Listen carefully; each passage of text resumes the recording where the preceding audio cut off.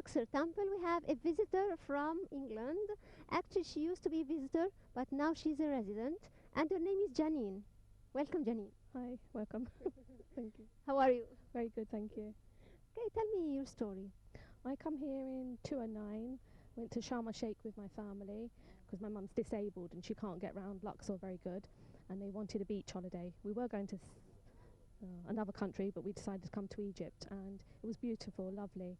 And the sea life in Sharm el Sheikh is beautiful, the marine life and the fish and things, and the people were so nice. So we had a lovely holiday, went back to England, and then my daughter and I, we had some more time off work, and I said, shall we go and see the proper side of Egypt, which I've always wanted to do since a child, to see the history. So we went to Cairo, Luxor, and we went on a cruise to Aswan, and it was fantastic. It was my childhood dream come true, and people were nice, it was safe, and we had a wonderful time seeing all the sights, but we didn't spend long enough in Luxor. So I made friends while I was out here, and I come back and to see Luxor for much longer, because when you're on a cruise ship, you're doing the trips very fast and quick, and you waste a lot of time sitting on the boat, which for me was not good. I like to be on land, and I like to get the most out of the holiday. So I'd say to people when you come, yes, the cruise ship's nice, but do get off and explore and arrange private tours away from your company, which can be cheaper, because there's so much in Luxor. I didn't realise there was so much because we booked very fast and didn't fully look at what there exactly is. So when I come back again, I saw much more, the smaller museums and West Bank and East Bank and more sites. So I was very pleased. How long was that visit? We spent 12 days. We went to Cairo, but we didn't like Cairo. We had a bad experience in Kakili Market. Yeah, a very bad experience. My daughter was scared out of her life, so we had a spare day and we flew back down to Luxor to spend the day down here with friends we'd met, and to go camel riding and donkey riding.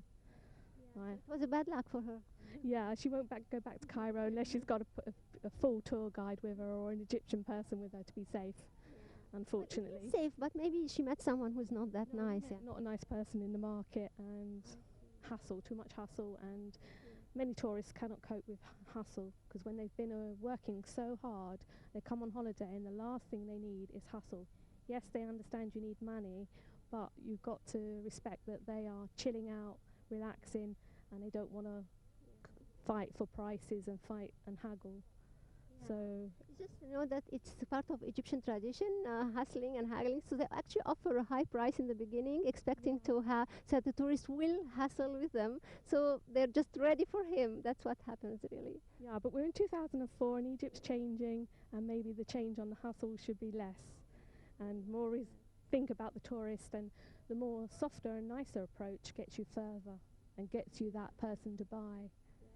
Because, you know, there is a tourism crisis in Egypt, and, you know, that's why we're trying to promote tourism, really.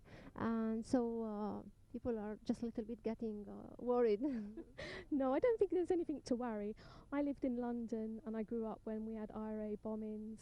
We've had other terrorist bomb attacks and things, muggings and shootings.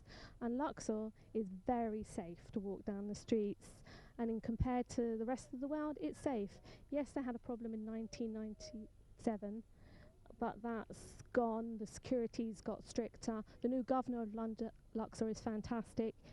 A bright future for Luxor if he stays in place, and it's good. And the people of Luxor are trying their hardest. They do not want any trouble, and they want tourists to come back because that's their money, their livelihood, and they're proud of their sites and their hospitality.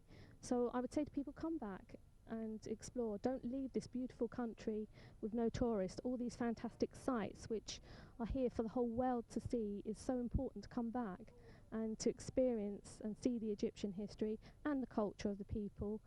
And it's as safe as any other city. It's no trouble. I went to America and I felt so unsafe in America because they have more guns. Yes, there are guns in Luxor, but they're not guns like in America where you're in a shop and you don't know if you're going to get shot or if you're going to get mugged or your car's going to be hit and you're going to have shoot guns at you.